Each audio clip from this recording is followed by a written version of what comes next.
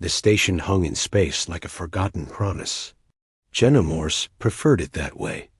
Out here, 3 jumps past the neutral zone and 2 sectors away from anything resembling civilization. Questions were rare and expectations even rarer.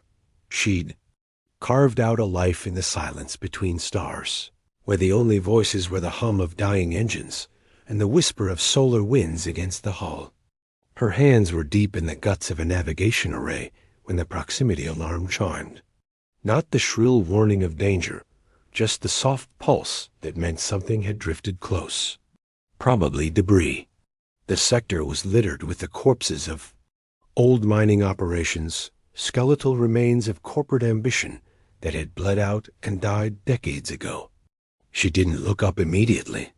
The array needed 3 more connections before it would hold, and her fingers knew the rhythm.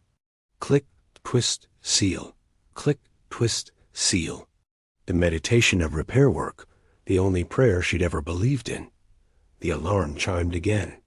Insistent now, Jenna wiped her hands on her coveralls and crossed to the sensor console. The screen showed a small craft, barely larger than a shuttle, limping toward her station on emergency thrusters. No distress signal. No identification beacon. Just the erratic pulse of a dying power core and the desperate trajectory of something with nowhere else to go. She should have ignored it. Should have locked her airlocks and let the void sort out its own problems. That was the rule out here. Mind your own survival, and maybe you'd see tomorrow. But her fingers were already moving across the console, extending the docking umbilical, pressurizing the connection. Some instincts ran deeper than common sense. The craft shuddered into dock with the grace of a broken bird finding its last branch. Through the porthole, Jenna watched as the airlock cycled. Steam hissed into the darkness. The inner door slid open with a grinding protest that said the mechanism was half dead already. Nothing emerged. Jenna waited, counting her heartbeats, 1. Hand resting on the plasma wrench hanging from her belt. Not much of a weapon, but it had weight. That usually mattered more than lethality when strangers came calling. Then she saw the movement. Small, hesitant. A figure appeared in the airlock, silhouetted against the emergency lighting of the damaged ship. "Please," a voice said, barely louder than breathing. "I don't know where else to go." Jenna's breath caught. The figure stepped forward into the station's light, and she saw delicate features framed by marks that glowed faintly blue against pale skin. Velesian. She'd seen pictures in the feeds, back when she still bothered checking the feeds. A species caught in the crossfire of corporate expansion and territorial disputes. Refugees scattered across the outer sectors, like seeds on barren ground. The girl, and she was clearly young, despite the exhaustion carved into her face, held something clutched against her chest. A small metal case, dented and scarred. "I don't have much," the girl continued, her voice gaining strength, but still trembling at the edges. "But my ship is damaged. The core is failing. I can pay with salvage or work. Or how old are you?" Jenna interrupted. The girl blinked, her luminescent markings flickering like surprised candlelight. 18 standard years. Why does that matter? Because I don't take advantage of kids. Jenna gestured toward the interior of the station. "Come on. Let's see what broke." Relief flooded the girl's features so completely that Jenna felt something twist in her chest. How long had this kid been running? How many doors had closed? Before she'd found this one? They walked through the station's narrow corridors, past walls lined with salvaged components and jury-rigged systems. Jenna had built this place from the bones of 3 decommissioned mining platforms and the stubborn refusal to need anyone. It wasn't pretty, but it breathed and held pressure and kept the void at bay. That was enough. "What's your name?" Jenna asked, leading the way to her workshop. "Nix." The girl ran her fingers along the wall as they walked, her bioluminescent markings casting soft patterns on the metal. "Yours?" "Jenna Morse. Welcome to Morse Station, such as it is." She pushed open the workshop door, revealing a space dominated by workbenches, diagnostic equipment, and the organized chaos of someone who knew exactly where everything lived. Sit. I'll make something that passes for coffee, and you can tell me what tried to kill you today. Nix settled onto a stool, still clutching the metal case. Up close, Jenna could see the wear on her clothes, the way her shoulders carried tension like armor. This wasn't someone running from a single bad day. This was someone who'd learned to expect the worst and prepare for worse than that. The coffee was terrible, as always. Jenna had never mastered the art of making something taste like anything other than disappointment in caffeine. But Nix wrapped her hands around the cup like it was precious, letting the warmth seep into her fingers. Pirates? Jenna prompted, sitting across from her. Worse, corporate security. Nix took a sip, didn't flinch at the taste. Definitely someone used to worse. They're rounding up Velesians in this sector. Something about illegal settlement and resource claims. They don't ask questions. They just take. And you ran. I ran. Nix's markings dimmed slightly. My parents didn't. They stayed to buy me time. The silence that followed held weight. Jenna knew that kind of silence. Knew the shape of loss when it pressed against the walls of your chest and made breathing feel like rebellion. Your ship, Jenna said finally, steering toward something she could actually fix. What happened? Power core took damage during the chase. Emergency thrusters are nearly dry. Life support was starting to fail. Nix set down the cup. I saw your station on the scanners. It was the only thing within range that looked inhabited. Lucky me. Jenna stood, crossing to the diagnostic panel. Let's see what we're working with. The readouts painted a grim picture. The ship's core was bleeding plasma faster than the containment field could compensate. Another few hours and it would have gone critical, taking Nix with it. The thrusters were bone dry. The life support running on backup power, it wouldn't last through the next sleep cycle. You're good at running on empty, Jenna observed. Practice.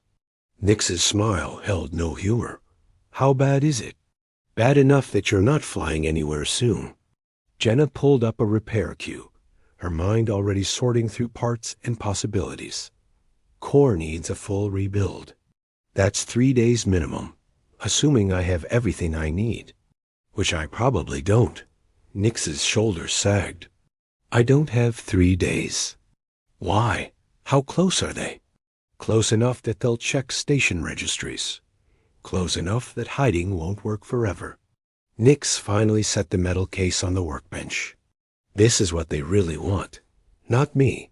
This. Jenna looked at the case, then at Nix. What is it? My family's research. Biological data about Velesian healing capabilities. The corporations want it because it's worth billions in medical patents. The government wants it because they're afraid of what we can do. Nix's markings flared brighter. I just want my parents back. The ache in those words resonated in Jenna's bones.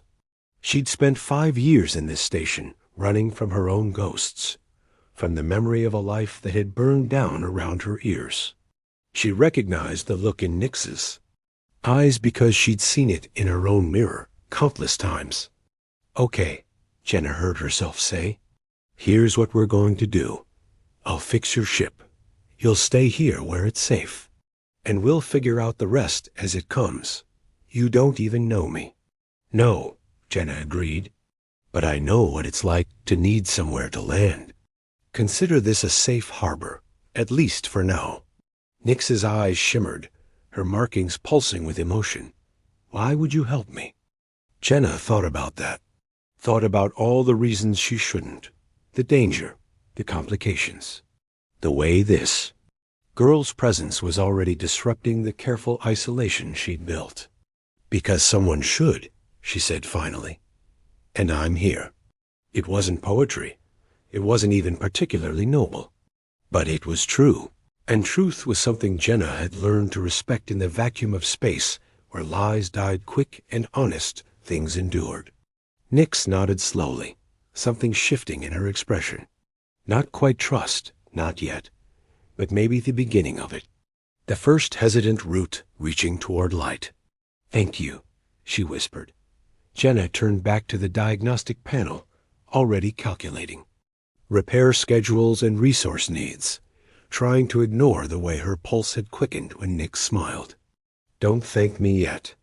My coffee's terrible, and the sleeping quarters smell like hydraulic fluid.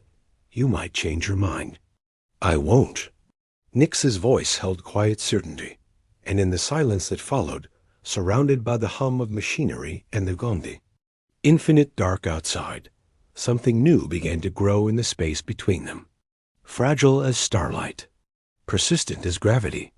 Neither of them knew it yet, but they'd already started falling. The first morning, Jenna woke to find Nick standing at the observation window, her bioluminescent markings casting azure patterns across the reinforced glass. The girl hadn't moved for nearly an hour, just watching the stars turn their slow dance across the void. "Can't sleep?" Jenna asked, her voice rough with morning. Nick's didn't startle. Maybe she'd heard Jenna approaching, or maybe she'd simply grown accustomed to being watched. "I keep thinking they'll appear, that I'll see their ships coming and have nowhere left to run." Jenna moved to stand beside her, two women separated by a foot of space and years of different survival. "The sensors would warn us long before you could see them visually. And out here, we'd have time to hide you." "Where?" "This station isn't exactly large. You'd be surprised what fits in the maintenance crawlways when properly motivated." Jenna attempted a smile. "I've had practice making things disappear." Nix turned to look at her then, and in the pale light her eyes held questions that had nothing to do with hiding places. "What are you running from?" The question landed between them like something fragile and sharp. Jenna considered deflecting, considered the easy lie.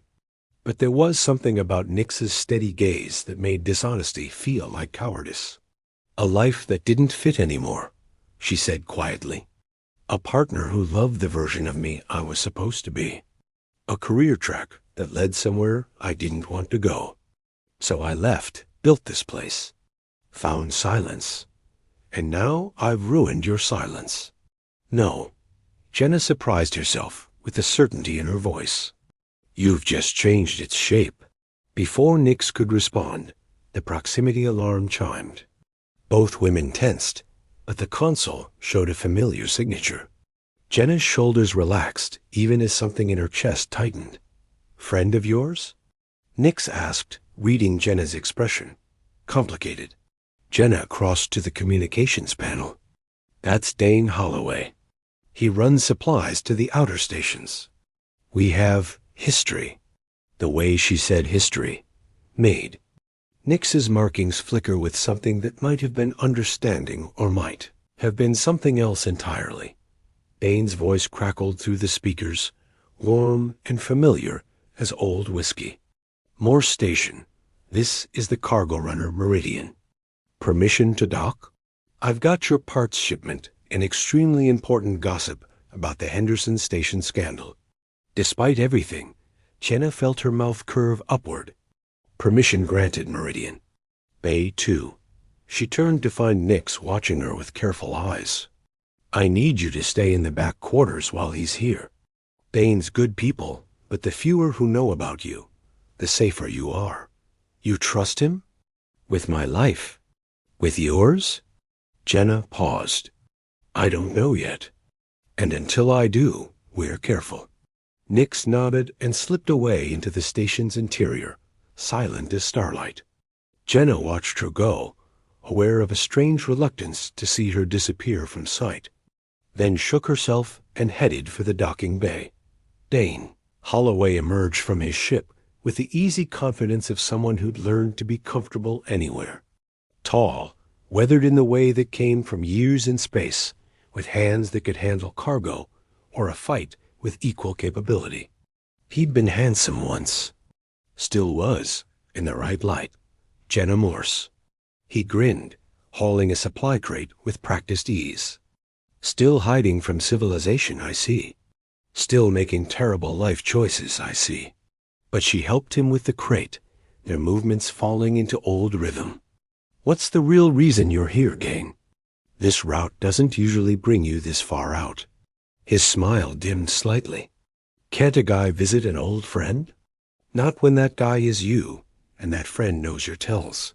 She set the crate down. Talk, Dane sighed, running a hand through hair that was more silver than she remembered. There's increased corporate security presence in this sector. They're looking for something, someone. Word is they're offering serious credits for information. Jenna kept her face neutral. And I wanted to make sure you weren't caught in whatever net they're casting. He stepped closer, his voice dropping. Jenna, if you're in trouble, I'm always in trouble. It's my natural state. She forced lightness into her tone. But I appreciate the concern. How long can you stay? Few hours. I've got deliveries on the Henderson station. Then I'm running medical supplies to the Covenant. He studied her face. You look different. Something's changed. Nothing's changed. Same station, same solitude, same terrible coffee. No. Dane shook his head slowly. There's something. You look less alone. The observation landed too close to truth.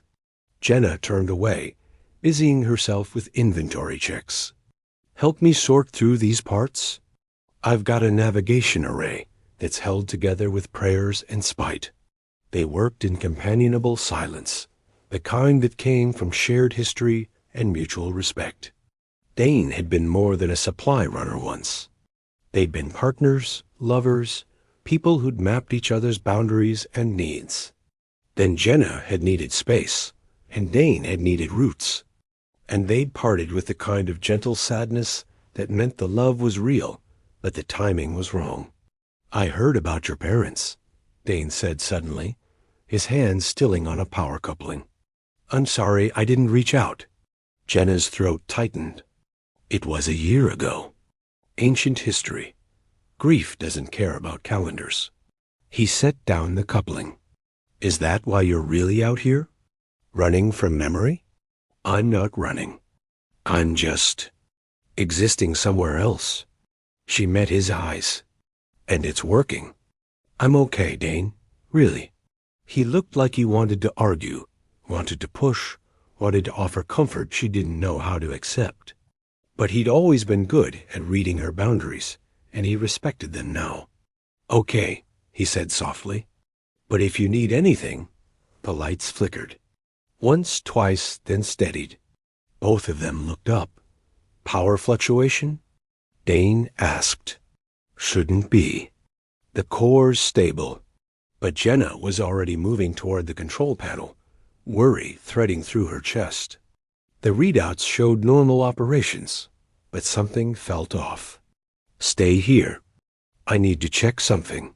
She found Nix in the back quarters, standing perfectly still, her markings blazing so bright they lit the room like daylight.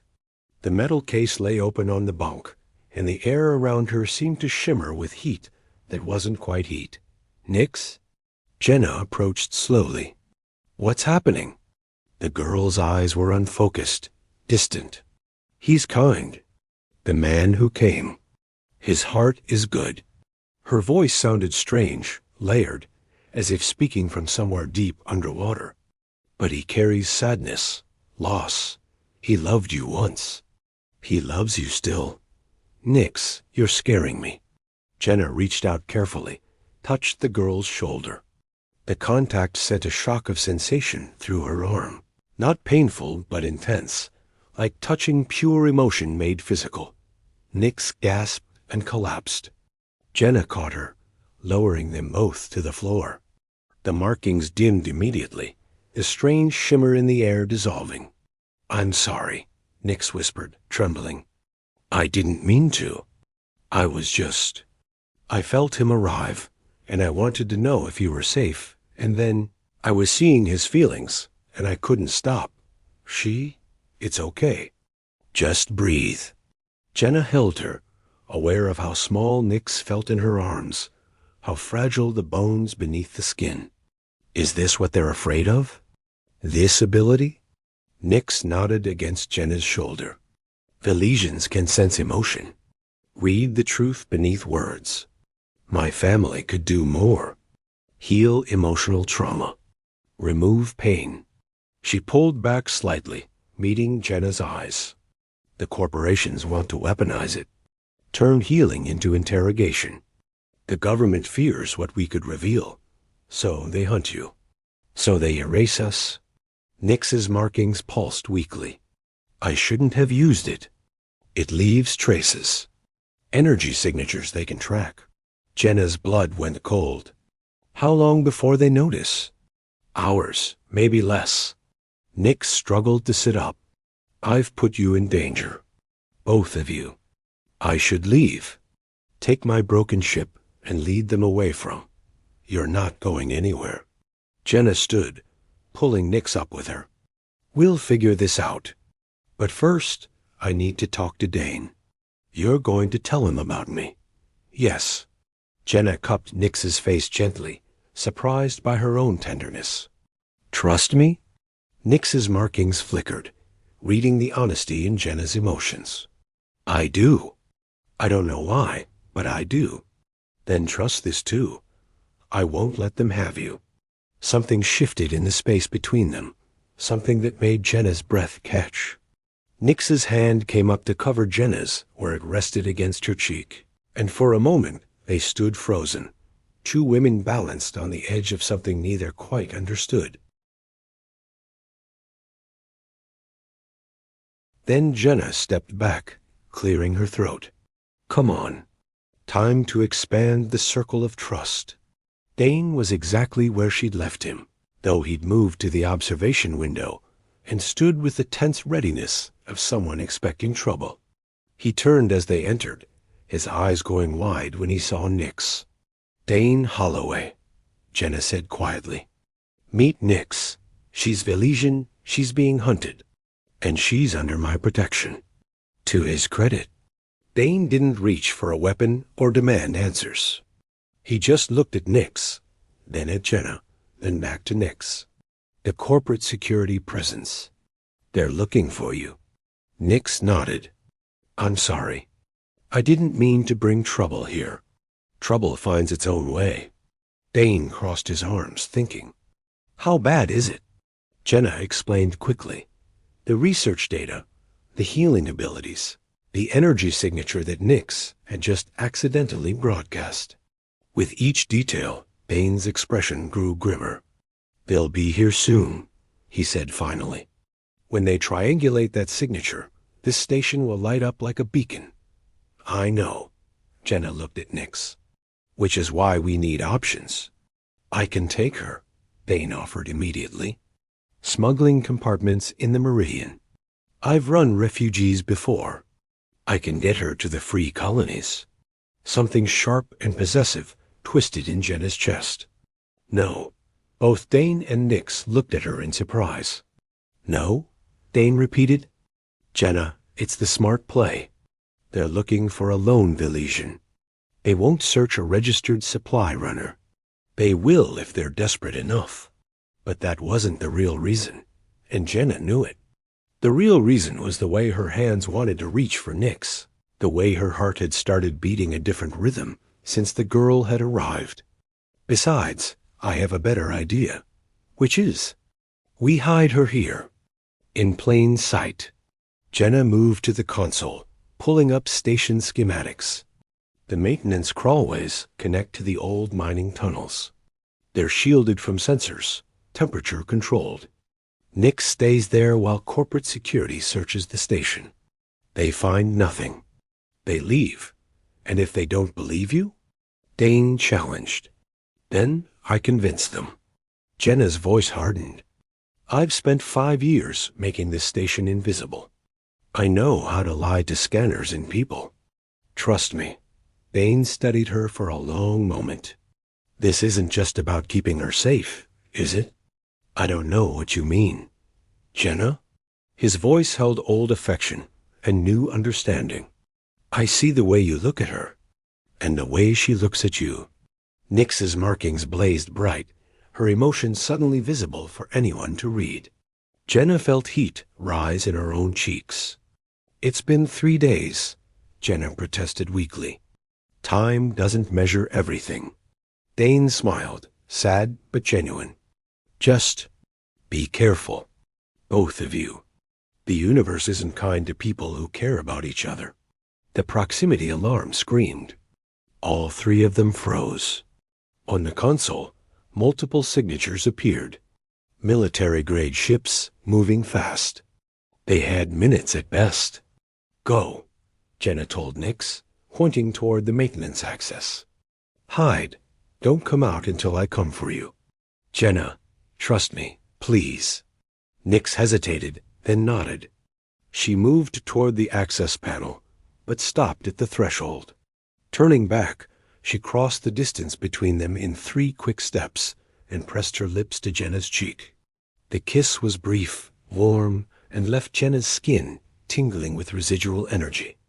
"Be safe," Nix whispered, then disappeared into the shadows. Jenna stood stunned, one hand rising to touch where Nix's lips had been. Dane coughed softly. "Yeah," he said, amused despite the danger. "Just 3 days. Nothing significant at all." "Shut up and help me look innocent," Jenna muttered. But she was smiling as the first corporate security ship latched onto her station. And somewhere in the dark between stars, her heart was learning a language it had forgotten. Hope.